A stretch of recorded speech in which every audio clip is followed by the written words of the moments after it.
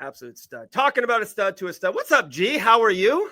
I'm doing good. How are you doing? Doing good, doing good. I saw you in there. I couldn't have you long in there. Have you ever? Because both you guys are South Florida people. Have you kind of crossed paths with Thad before, or not really? It's so funny because I feel like I've known of him for years at this point. Like, just Yeah. like, I don't know, like people I know that might fight him or people that are going to train with him or like, I don't think we've ever been in the same room together as far as I know. I'm like, but Okay. I've just, like, we grew up on the scene together essentially. I'm Yeah. like, Florida MMA is a small world, so I've known who he was for a long time. I just don't know if we've ever actually been in the same room trained together. Okay. We got to make that happen. We'll do. I'm G. Everyone a part of that watch along has hit me up, talked to me, texted me. They not watch along like the card break. We got to do another one soon. So maybe we'll invite that. Maybe we can make that happen. That'd be cool. Seems like every other person in Florida's an MMA fighter. Close, very close, very close. There's Pretty a lot of them. much. Yeah, there's a lot. Um, we talked to Dakota Bush earlier too. Give me a minute or 30 seconds on your thing on Friday. How crazy the Kayla Harrison pulling her own card. What was something different or fun about the show on Friday that maybe people don't know, or what was your take on it? I don't know. It was just a good time all around. Obviously, I think the stars of the show were the Dawson's dogs. They were. Um, the How only good are reason those I was pictures, there. G? How good are those pictures? Oh, they're amazing. I'm like, Yeah.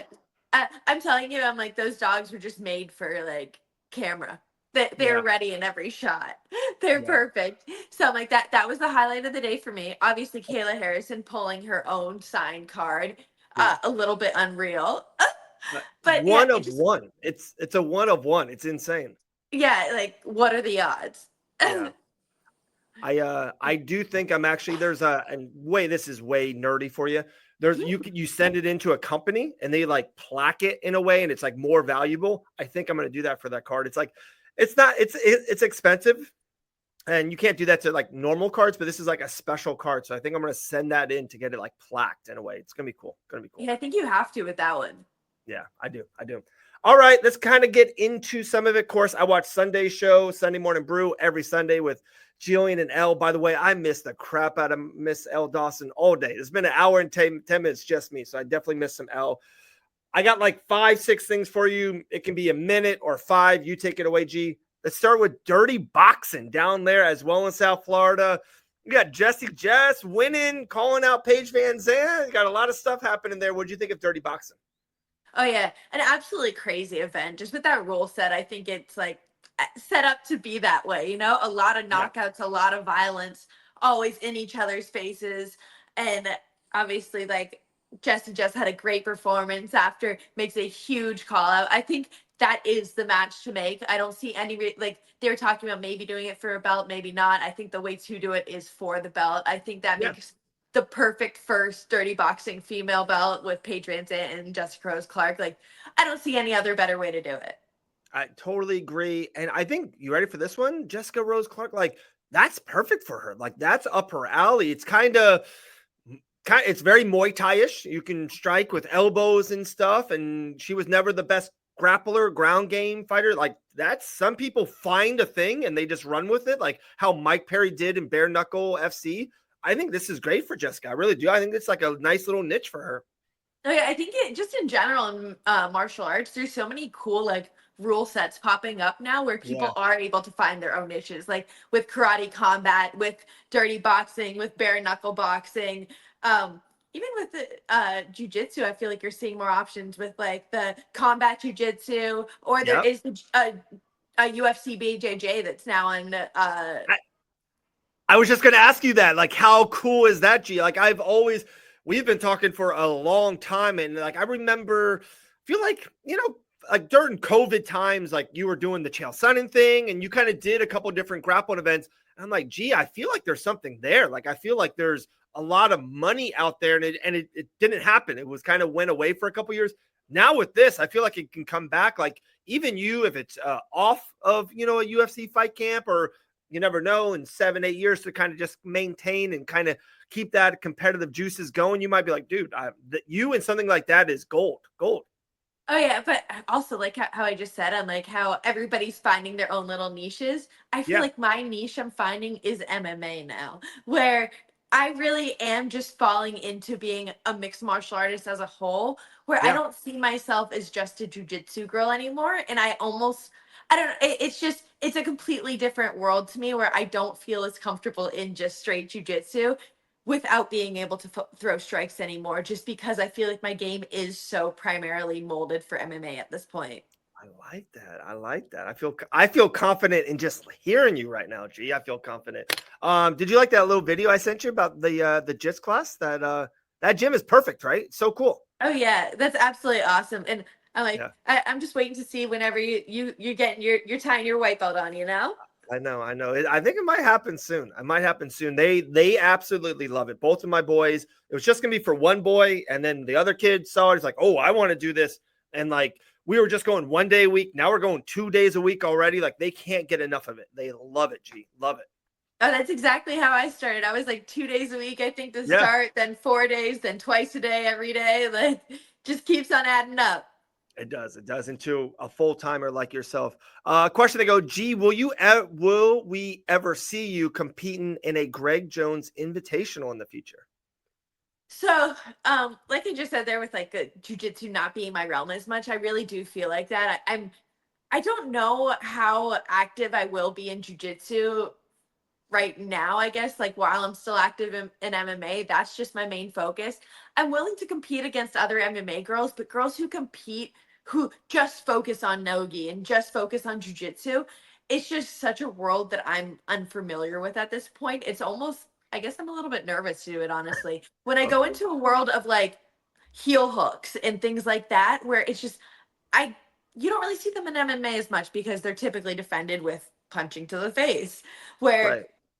I'm like, I'd rather go into an MMA fight and take a couple stitches, maybe, like take a couple punches, take a couple cuts, and I'll be recovered in less than a month than go into a jujitsu match and get heel hooked and tear my ACL. And now I'm out for a year or two.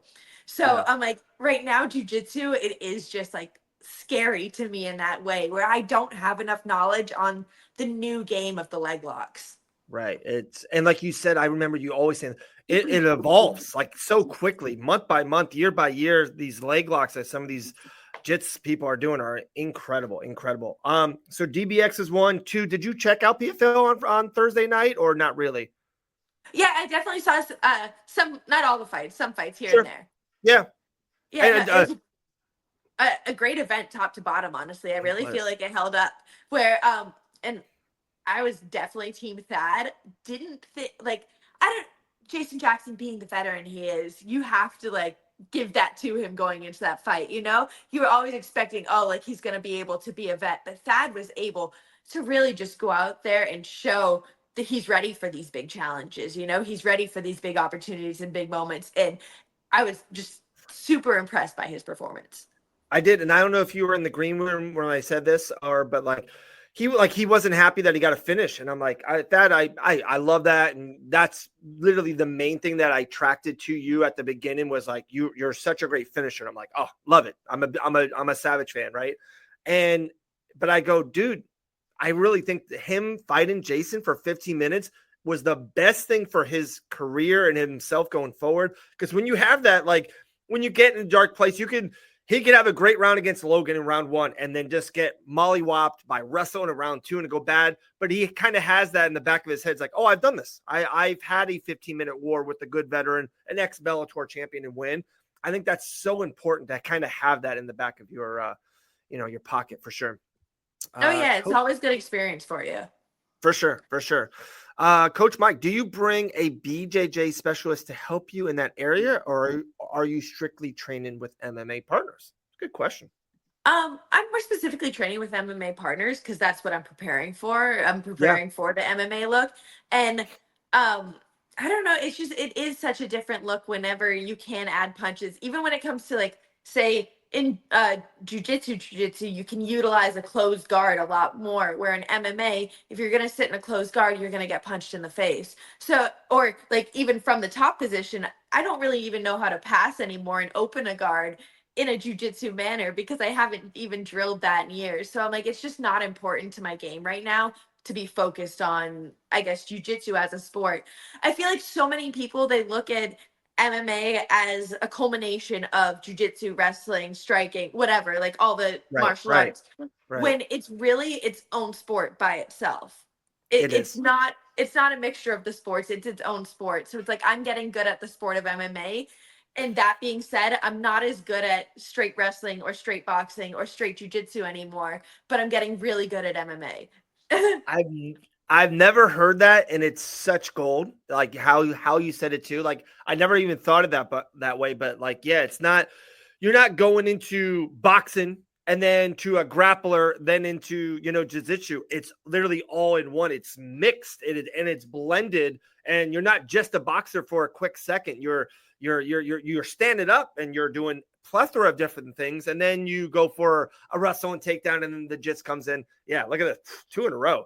Great answer. Thank you. Just makes sense. Dude, gee, the vitamins are probably hitting very well right now. We're on top of it, G, on top. UFC Atlanta, like I said, I know you and Elle talked about it for an hour. Guys, Sunday Morning Brew, every Sunday, 10 a.m. Gillian Robertson, Elle Dawson, the best show on Fight Bananas. Better than this. 1 minute or two, Wellmaker got a crazy knockout. He was just on the show 30 minutes ago. Rose looked awesome. Gave you a shout out. I don't know if you heard it. And when you watched it Sunday morning, I was like, I hope G saw the Rose fight beforehand. Yeah, shouted you out in the cage. How'd it feel good? I actually didn't hear that at all. So I'm like, I should go Oh, back and listen G. to that. Yeah. After the cage, she's like, this win isn't just me. It's all about my teammates, my coaches, people that flew out there. Gillian Robertson. She said another name too. Klein, Fatimo Klein, Fatia No, Klein. no, what's her name? Carly Judice? Oh yes, Carly Jadis. Yes, that's who it was. Yeah. That's who it was.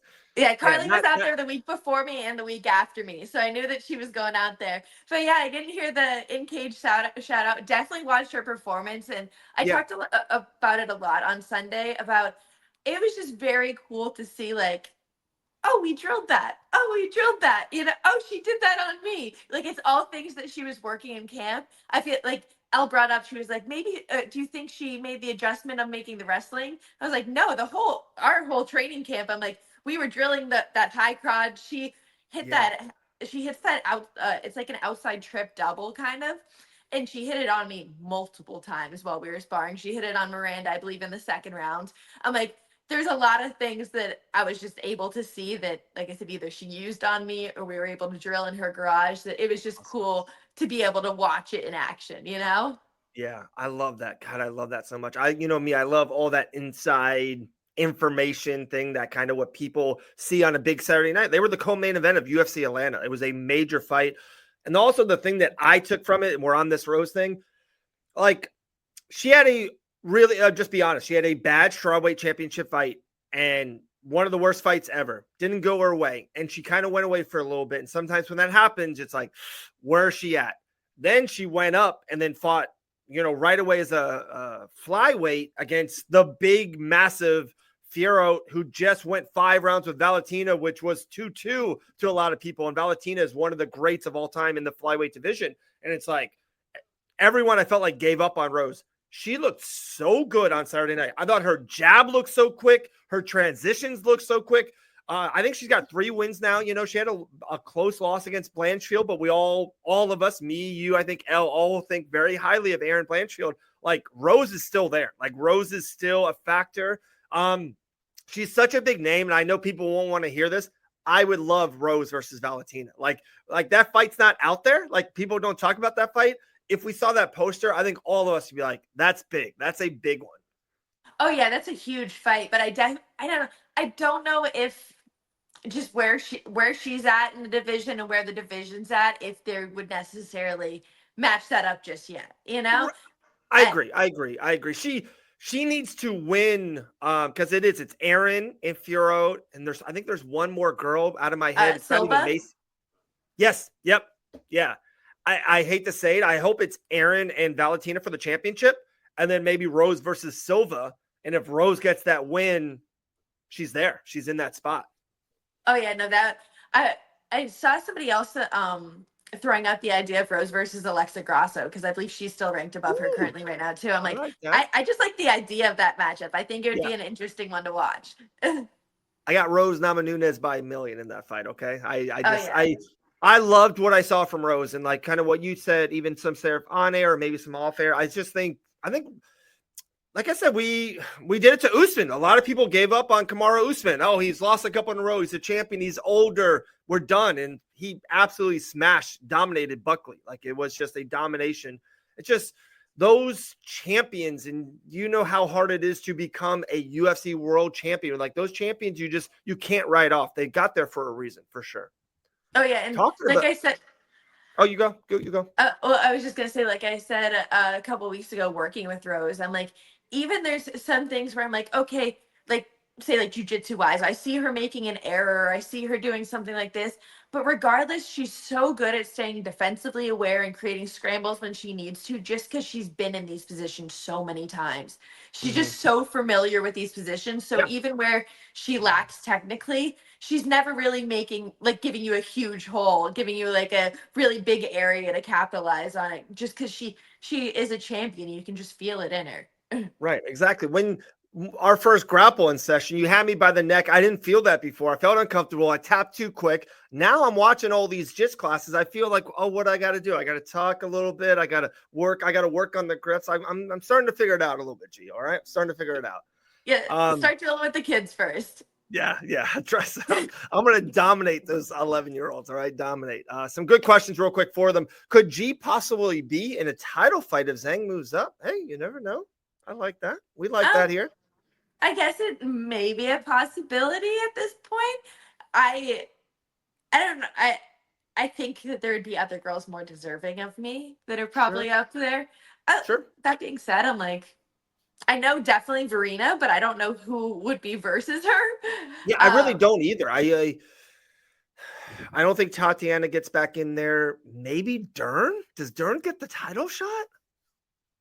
I don't Yeah, I know. don't know. I because I'm like Verena's the only one I really would say I Yeah, think is deserving of that spot yeah, currently. she's next.